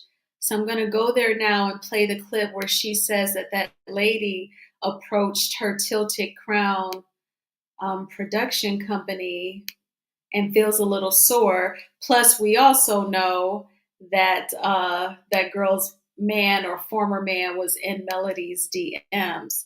So let me prepare to share my screen here, and then we can get into it. It's just like a few minutes. It was like the very beginning of her live. I'm just waiting on my MacBook here. Let's see. I'm gonna like close some tabs. Okay. So then I will play it. I'm gonna mute my mic.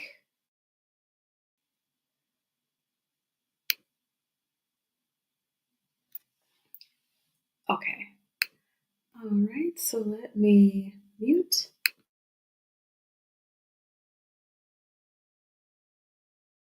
Instagram as well. What's up? Hey, y'all. So listen. Let me say this really quickly. Let me just say this really quickly. Yesterday, I went live and I addressed something that what's up here for Hot Tea? I see you on here. Ebony the best. I see who new on here. What's up, y'all? Shout out to the content creators. Y'all be on it. Praying for much success for y'all. I went on here to address, like this little comment that was left about me. And again, I don't know if her name's Simon or Simone. I don't know. And I don't know if I knew I'd say that. Y'all know I keep it a buck. But anywho, I don't watch Ready to Love. I've never seen one episode. I don't know much about it. I know we're all unowned. That's what I know. But anyway, I see that this morning some of y'all been DMing me because it's been a continuation of it's a business thing. What's up? The real B Judy. Hey girl. Know y'all over there enjoying y'all's baby today. But so anyway, long story short, I really do not know her. And so today the continuation was happening. So I was like, okay, why is she saying that I'm cast? First of all, my production company doesn't cast. We don't cast anybody. I literally had to reach out to my manager, who is also my partner for Tilted Crowns Productions. And I'm like, hey, do you know who this is? Because she's saying we casted her for a show. Like, I don't know who is this. Let me tell y'all what I found out. And then after this, I'm going to let it go. After this, I'm going to let it go. I'm going to be done. Because y'all know I don't stay on stuff too long. I say what I got to say and I move on to what's next, right? So she and her people submitted for a show for us to produce and for us to shop. And apparently, the budget wasn't there. And that's it and that's all. Like, I don't cast. My production company doesn't cast. Even filming a reality show, I'm filming a reality show currently that is hitting a network that came to me with a budget or came to my team with a budget. Has nothing to do. I don't cast. I don't go out casting looking for people to fit a show. Now, if you want to hit me up because you have a show idea and you have a budget, hey, we can make it happen. Let's go, right? Let's get to work. But I'm not out here doing open castings for anybody. So I just kind of hate that it's become a sore loser. How am I a sore loser? I didn't know who you were. I didn't even know that you came to us and y'all didn't have the budget. I didn't even know that. I didn't know who she was. But now you kind of started it. I wouldn't have you said something about me. You tried to downplay me. I don't know you. Just saying. So you can't be a sore loser where you're somebody you're not in competition or a contestant with. How can I be a loser? So I just think it's weird, but y'all know I have to give y'all the facts. And those are the facts. Those are the facts. And like I said yesterday, at the end of the day, there are so many amazing Black women doing amazing things. And I think that it will be beneficial if we all, and that's anybody, men or women. Let me keep it 100, men or women, Black men or Black women. I think I said that last night on the show. We don't have to downplay each other. We don't have to try to comfort each other. It is enough room out here for everybody. And guess what? If you don't have anything to say nice, don't say anything at all. You can just keep it moving. You know what I'm saying? You just keep it moving. But no, y'all, it's not been no situation of no kind of my show, my production company casting. We don't cast. People come to us with show ideas and they have budgets. And then if they have the budget, we move forward. If they don't have the budget, we decline. That's simple. That's it. And that's all. So if you are on here and you have a show idea, please feel free. Okay. I see a lot of y'all requesting to join my live. Please feel free to hit me up. We are accepting submissions. Hit me up and we can see what you got going on. And that's what we do. That's what we do. Hey, Instagram as well. What's up? Hey, y'all. So listen. Yeah, the truth is a defense to a smear, and that's what Melody was showing. Yeah. That She had the lady thought facts. she was going to drag her for no reason. And Melody said, "Oh, she's mad at my production company." Ain't that something? Do you think she has connections with Carlos? The Simone lady? Mm-hmm. I'm She sure. could. Yeah, because they're on that same network. I'm sure she is definitely talks with him. Oh, are you suggesting anonymous? Well, the reason why I said this is, remember last week we had the lovely 1.1 thousand views of our recap of the first episode, and I thought it was just kind of interesting how people were trying to say that Melody needed to work with Carlos on Nubian TV. I know that lady from. Oh my gosh! And we said no. But Yeah, but we said no because you know a snake by snake. yes, indeed. So when you get ego hurt, what you gonna try to do? Still attack? Still think that I'm the person? Yeah. Yeah. Yeah, I think Ready to Love is nephew Tommy's. Ready for Love is, I think that's nephew Tommy's production company who put that together. Steve's nephew. Steve Harvey's nephew. Yeah. Mm-hmm. Yeah, but I just. So Star's comment says Rashid, who Simone dated on Ready to Love or met him there or something, has connections to the Scotts because that's who they allegedly rent their cars from. So they might be getting fired, in my opinion, allegedly. Good. Oh. Yeah. Hence they're attacking because they can't pay the money for the lease, I believe, allegedly, of the cars.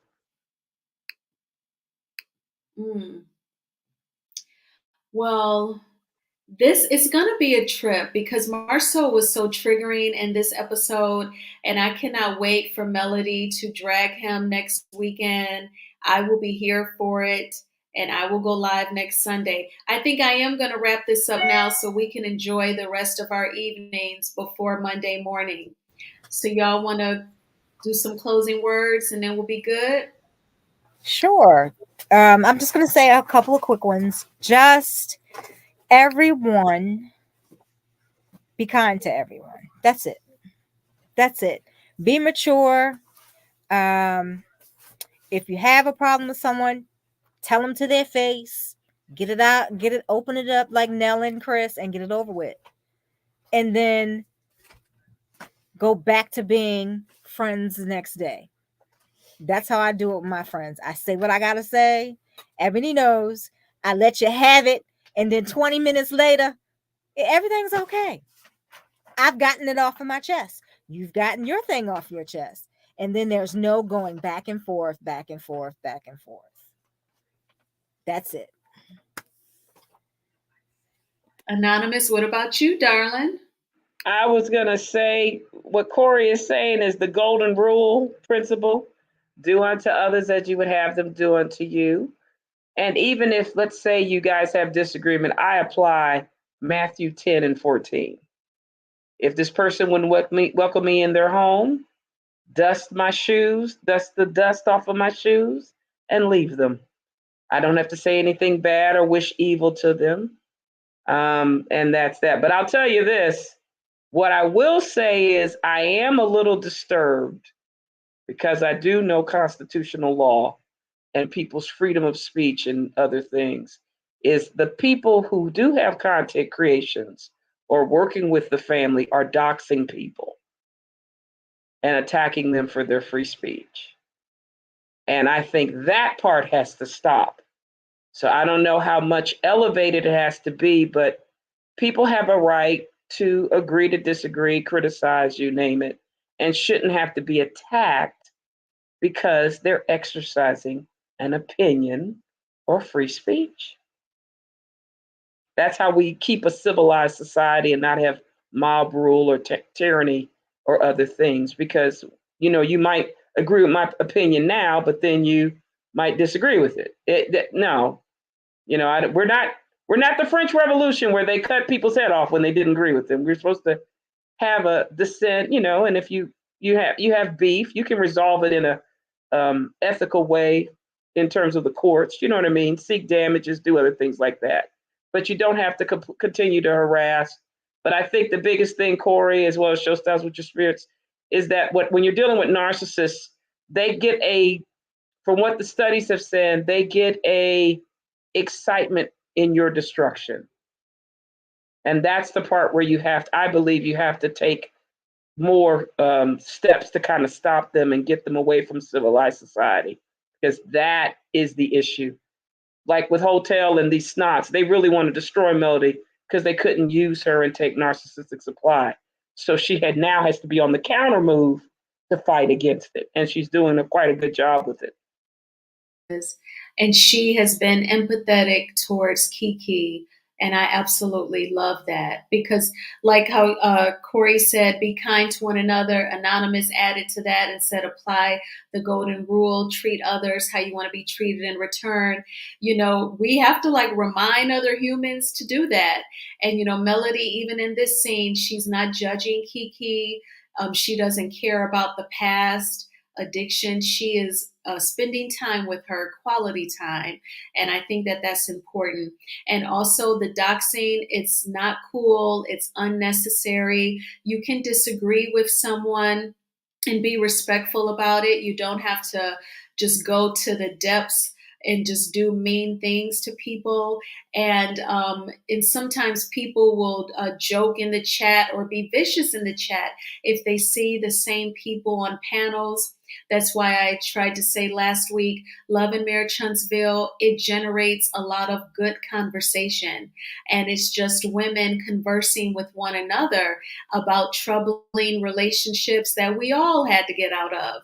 So just enjoy the conversation and don't really worry about who's clicking on what link to talk. You know, it's good conversation. And as far as this episode specifically, Marsau was doing way too much with his sexist, chauvinistic behavior. Nell and Chris Fletcher handled it well, but don't ever dim your light just so you can say that you have a man, and don't settle for one that wants to shut you up and shut you down every time you try to express your opinion. And that was for you, Tisha, okay? So I want you all to have a fantastic week. Be safe. Fall is here. If you got cider mills or apple orchards where you live, go hit them up. Get you some cider and some donuts and some apples and some pumpkins. And I'm going to holla at y'all this week, okay? It's going to be a great week. Y'all take good care. Bye. You too. Bye, Corey. Good Bye, Ebony. night. Bye-bye. Talk to you later, Ebony. Yep, I'll talk to you soon. Okay, bye. Bye.